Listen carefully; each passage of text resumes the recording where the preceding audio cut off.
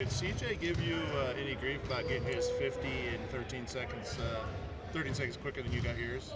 No, he didn't. Oh, he did? Oh. I haven't seen it down to the second. Yeah. I haven't. We won't tell him. Is this game tomorrow a special game for you? Why for me? Just for you guys, I should. Oh, I mean, I think it's a big game for our team. It'd be great to go into the break with a win against the defending champs at home. It's going to be a tough one. Especially with how the standings shaking out right now. It's a game that we need to win, so it's going to be exciting. There's going to be a lot of people there. It's going to be loud, and it's going to be really competitive. Who's your take on Kerr letting the players coach yesterday? I thought that was pretty cool. I'm always thinking about situations and what I would do or what play I would call.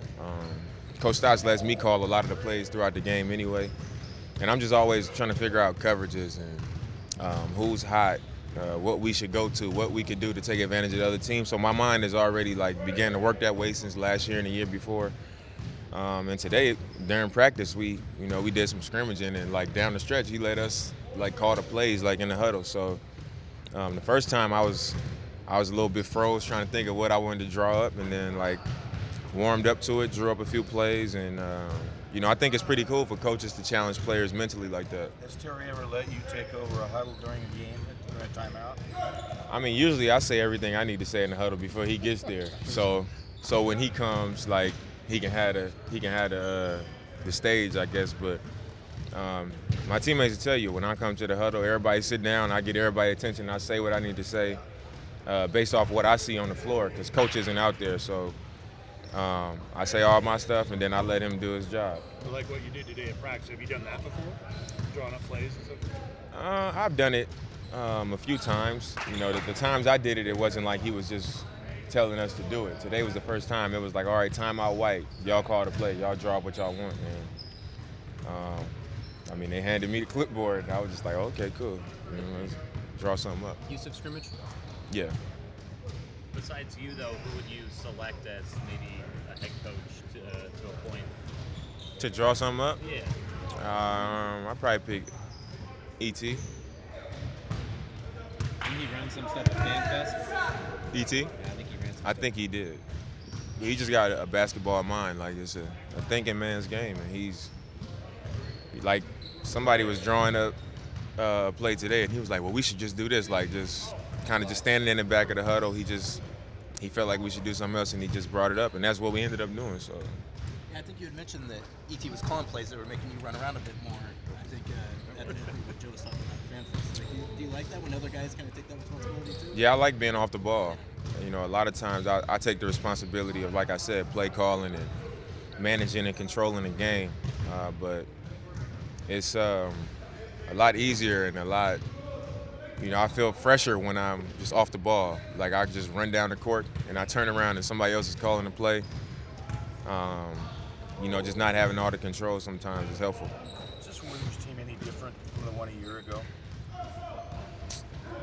We haven't played them at full strength. When we played them, a few guys didn't play. I know Steph didn't play. But I think their record says that they're the same team. They're just as good, and I think that regardless of how we feel if they're the same team or not, I think the one thing that remains is how explosive they are. You could be up 12, and 3 minutes later you could be down 10. That's just the firepower that they have, and them being an elite team. So I think we got to have that healthy respect for them, but just understand that anybody can be beat. Coach has taken the approach, in recent years that you guys got to try to score with and run with them. Is that kind of still the mindset? Yeah, because you can play great defense and they don't still make shots. They're that good. But he's right. You gotta be able to put points up. You got to score with them, and obviously you don't want to just lay down and let them score and try to just exchange baskets. You got to have some resistance, and you got to really make them work for everything they get, but you got to attack them back. I guess use your offense as a little bit of defense. You watch the shooting games between Chief and Shabazz? You talking before the game? Yeah. Have you seen the belt? Oh, I've seen it. Yeah. I stole it a few times. I challenged Baz like 5 times already for the belt, but I don't think they want no parts of that. So you're being. They keep turning down my challenges. You're not getting your title shot. I'm not getting my title shot. I'm Shawn Michaels right now. With Valentine's Day tomorrow, who would you say is the biggest, most romantic on the team? The most romantic on the team? Most romantic, yeah. The most romantic. Let me think for a second. I got an idea in my head. I would say the most romantic is probably Nurk.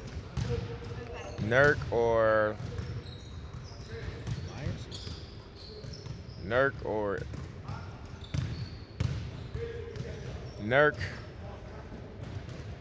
Myers for sure, or CJ. And why is that? They just have ways. I'm gonna leave it at that. You didn't even consider mentioning yourself.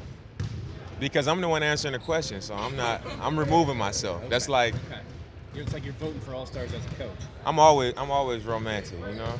So then I'm a lover, not a fighter. who might need a little bit extra help tomorrow on Valentine's Day? Who might need a little bit of extra help?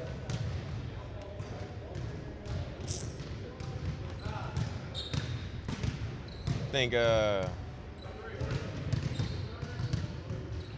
probably say Baz.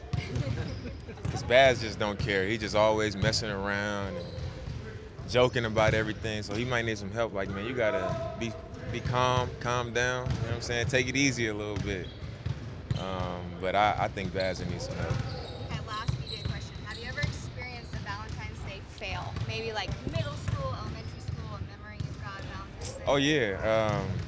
When I was in middle school, I was dating this girl, but like people didn't know because I'm just not like I don't like just being out there with all my stuff. So Was it on your MySpace? nah, I didn't have MySpace at that time. It was like I think I was like 7th grade, and I was dating this girl, and there was another girl at school that liked me. So like she came to school, and she had like some candy for me. She had like some balloons that the candy was attached to, and I just remember she handed it to me, and I was just like, I felt bad because I felt like she had thought about this, like this was planned and all this stuff.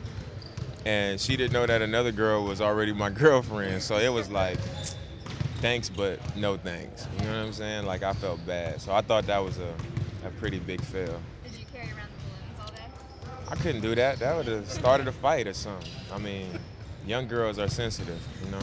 You gotta. Old girls they just hide it. They probably more sensitive, but they adults, so it's different.